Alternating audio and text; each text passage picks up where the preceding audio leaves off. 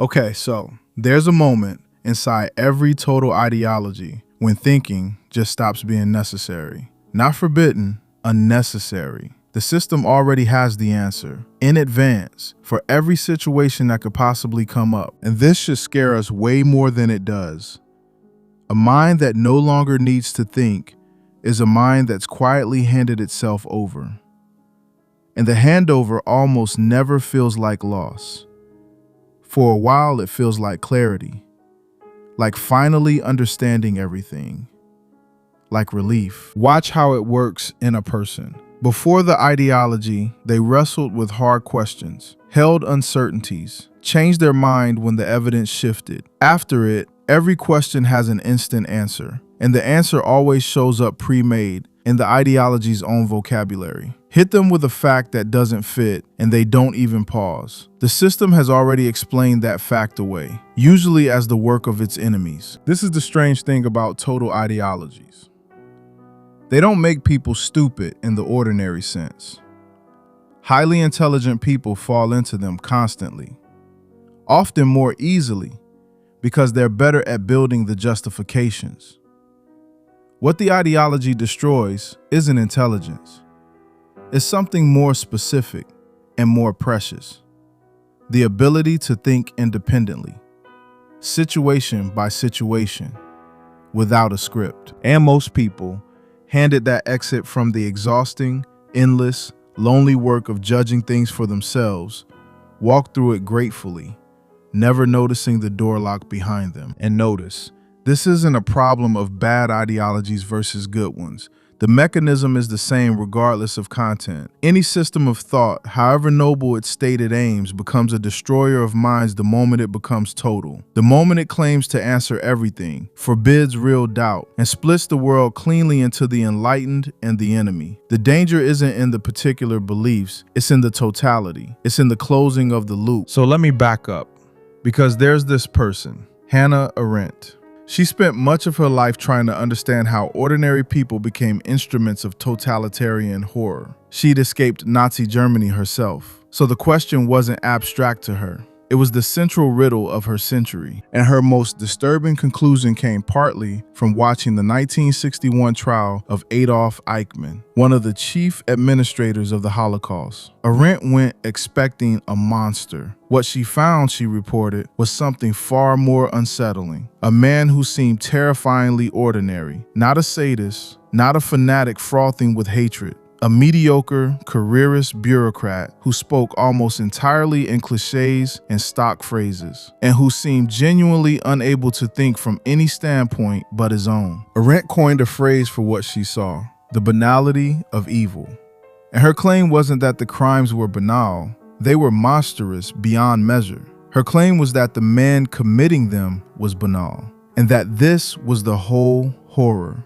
The greatest evils of the century have been carried out not by demons, but by ordinary people who'd stopped thinking, who'd replaced independent judgment with the recitation of slogans and the smooth performance of duty. Around the same time, an American longshoreman and self-taught philosopher named Eric Hoffer studied the psychology of fanatics across wildly different movements: religious, political, nationalist, revolutionary. In his book, The True Believer, he found the same raw material underneath all of them. The true believer, Hoffer argued, isn't drawn to a cause mainly because of its content. He's drawn to the relief of self-abandonment the cause provides. The specific doctrine is almost interchangeable. Hoffer noticed that frustrated people often slide easily from one extreme movement to its apparent opposite, because what they crave isn't any particular belief. It's the experience of dissolving the self into something total. What matters is the surrender. The ideology is just the vehicle. So here's the actual mechanism by which ideology destroys a mind. And it's subtler and more interesting than the word brainwashing suggests. A total ideology doesn't just give you beliefs. It gives you a complete substitute for the act of believing. A closed, self-sealing system of explanations so total that nothing can ever count against it. Inside the system, every event confirms the doctrine. Evidence that fits is proof the ideology is right. Evidence that doesn't fit is proof the ideology's enemies are at work. There's no possible observation that could ever shake it, because the system has an answer prepared for every observation in advance. And Arendt noticed that this closed loop produces a very particular kind of language. And language, she believed, is the visible trace of thought. The ideologue speaks in cliches, in stock phrases, in ready-made formulas pulled out and recited rather than thought through.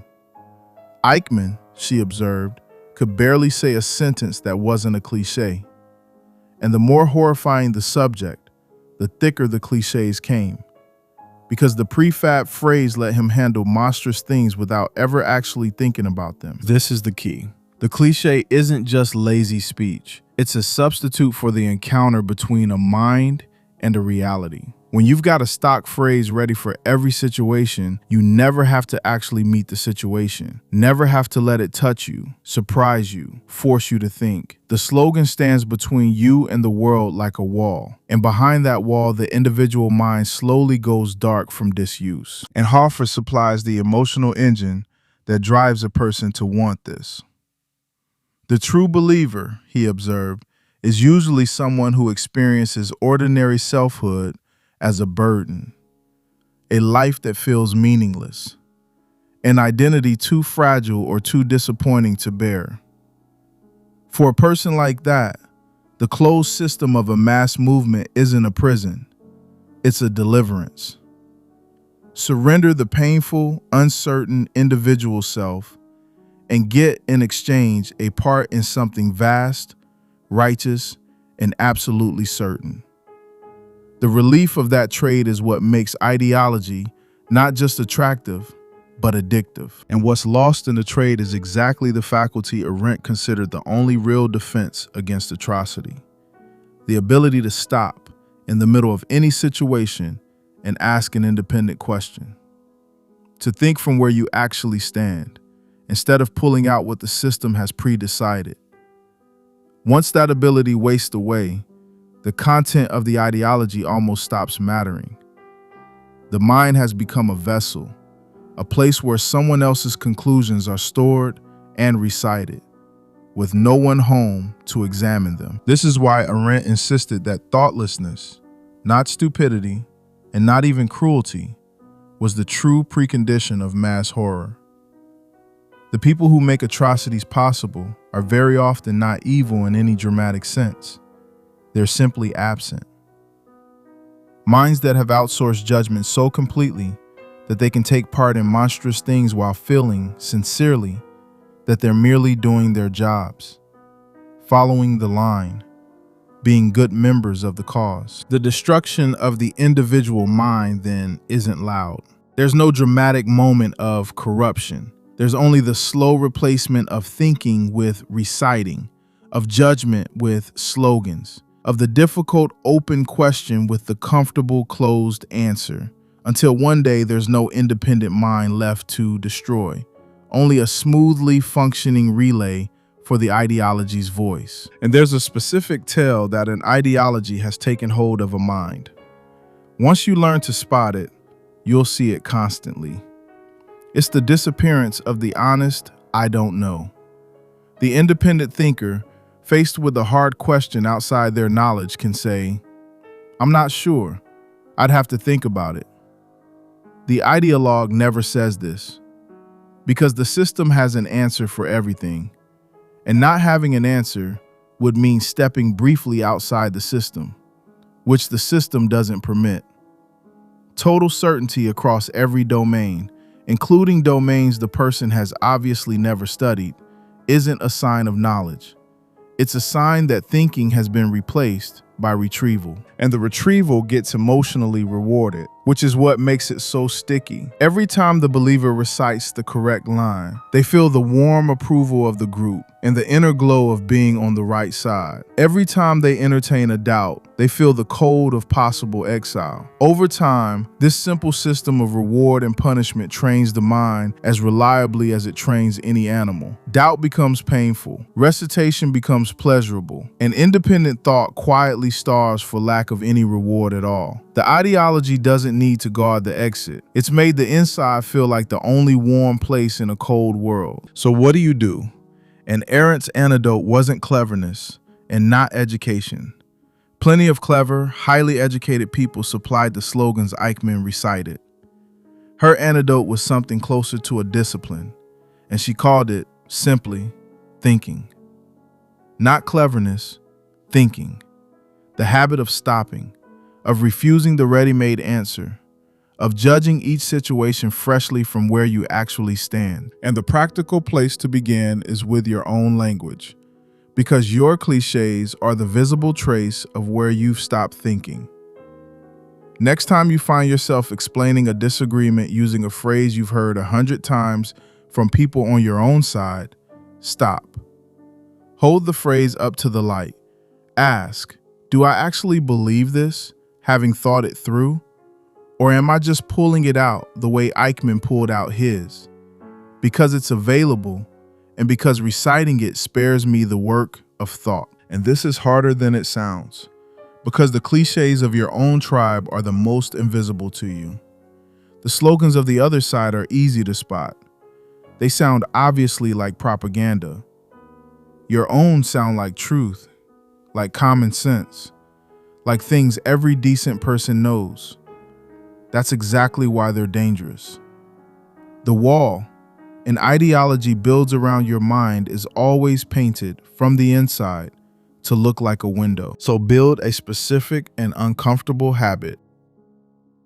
Seek out the strongest version of the view you most oppose, and sit with it long enough to feel its pull, not to adopt it, to prove to yourself that your mind can still move, still meet an idea freshly, still think rather than merely recite. An ideology can only colonize a mind that stopped doing its own work. Keep yours working, especially when it would be so much easier and so much more comfortable to let the system do it for you. There's a cost to this. The person who keeps thinking independently will never have the warm certainty of the true believer, never feel that total belonging, never enjoy the relief of having every answer settled in advance. They'll live with open questions, with doubt, with the loneliness of a mind that refuses to dissolve into the crowd. But they'll stay something the ideologue has surrendered. An individual, a mind that's still its own. And in the moment that matters most, when the cause demands something monstrous and everyone around you is reciting the reasons it's necessary, that stubborn, independent, still thinking mind may be the only thing standing between you and the banality Arendt spent her life trying to understand. Keep it alive. It's the most important thing you own.